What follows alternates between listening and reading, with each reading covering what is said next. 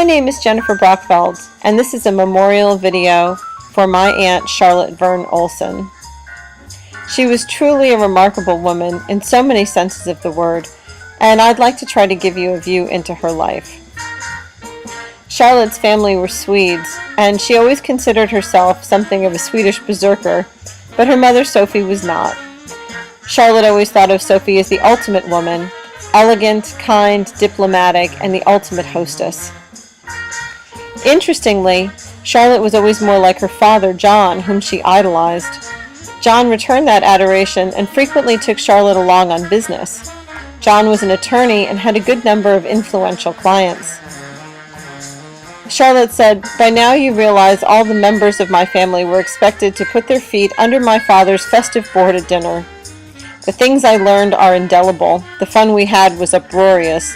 We laughed and we cried, and we also learned exactly what was expected from us." Charlotte also had an older brother, Olson. Charlotte always said that she was just the nasty little sister tagging around after her big brother. Olson was 4 years older than Charlotte, and they were raised in the same nursery, so they became inseparable. Charlotte and Olson loved to fly Olson's biplane. Charlotte's father, John, bought it for them when Olson was 11 and Charlotte was 7. Imagine that. According to Charlotte, it had a stick and 2 pedals. Remember, this was 1927 and there wasn't a lot of air traffic. But Charlotte always admired her brother and said that he was skilled in so many things. Charlotte said that Christmas was her favorite holiday, and she and Sophie collected ornaments and decorations from all over the world. Charlotte highly valued her family and friends, and she always said, "Be there when you're needed and when they need it." Charlotte was always there for my grandmother, her best friend, Dorothy Carr. They were lifelong friends, even though my grandmother had cancer for most of her life. Charlotte was like that with everyone. She loved to travel, but it wasn't just a lovely hobby. Wherever Charlotte went in the world, she would paint exquisitely beautiful paintings of everything she saw in her accordion-style sketchbooks. Then, when she would come back, she would bring those designs to her work at places like Chicago Printed String, at which she was the creative director.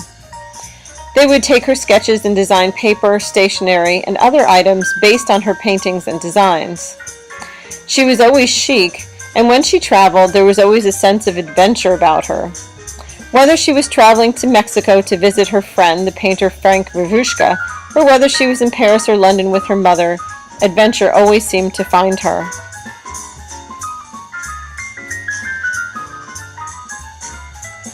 Charlotte lived and breathed art and design. She was both the subject of art, with lovely portraits painted of her, and a buyer of antiques and artwork as well. She collected porcelains, with several of her porcelains on display at the Art Institute of Chicago, and she bought and sold antiques. In fact, in London, she and Sophie were asked to act as experts on porcelain for the BBC.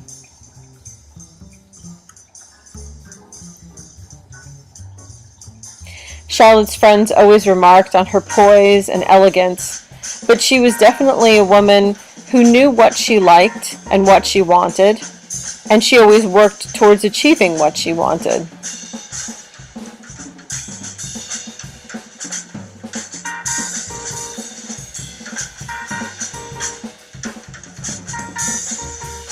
Charlotte was definitely a society girl, but she was also a working society girl.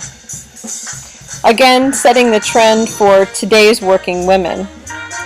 She gave many talks on buying and collecting porcelain and antiques. Her drawings and sketches were displayed at the Chicago Public Library.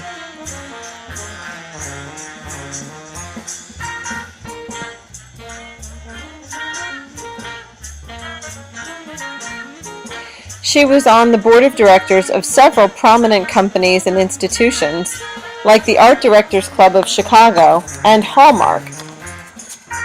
Frequently, she was the only woman.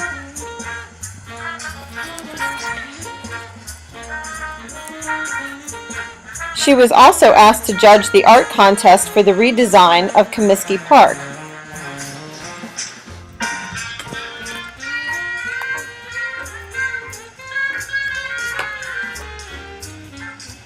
She also designed the Kellogg Cancer Center and won wide acclaim for her design that was sensitive to the patients rather than being merely institutional.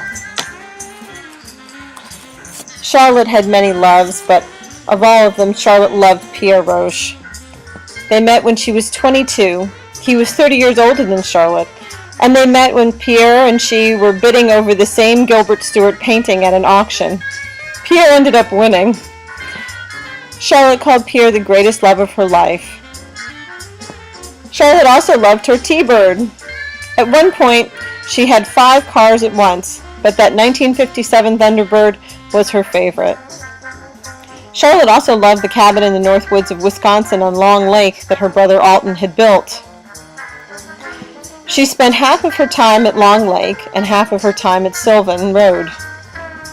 But at Long Lake, she loved the nature, the birds, the water, the tranquility.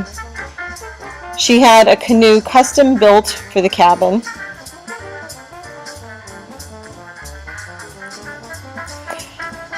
As anyone who has ever stayed at the cabin knows, every morning Charlotte would march out and raise the flag, sometimes with bugle, at sunrise. Woe to those who chose to sleep in the hammock on the deck next to the flagpole.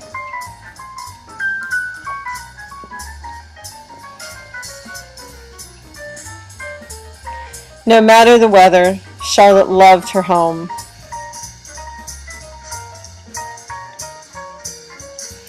Charlotte always believed in standing up for what you believe and not just talking about change, but doing something about change. She said, "I have always believed that the greatest want of man is that he finds someone in this life that will make him do what he's capable of doing." She was definitely a doer. She campaigned for Forest Service improvements to protect against bacteria in the waterways, enlisting the support of Wisconsin Governor Tommy Thompson.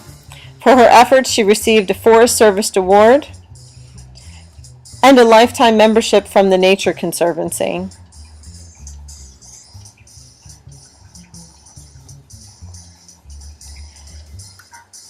Charlotte loved her home at 221 Sylvan Road. She and Sophie lived there, and Sophie died in the very same bed where Charlotte would die, and that was her wish, to live out her last days in her home, surrounded by her pictures of her friends and family and the collections that she built. She didn't slow down in her golden years. She still traveled to visit friends, and even with osteoporosis, she still attended my wedding in Florida. Always a compelling person, Charlotte received visits from friends and family right up to the end. Even though she never married and had children or grandchildren of her own, she really felt that she had family and that she loved them all and was loved by them all deeply. Charlotte was truly an iconoclast. I know so many people who have Charlotte stories, and each one sounds too good to be true.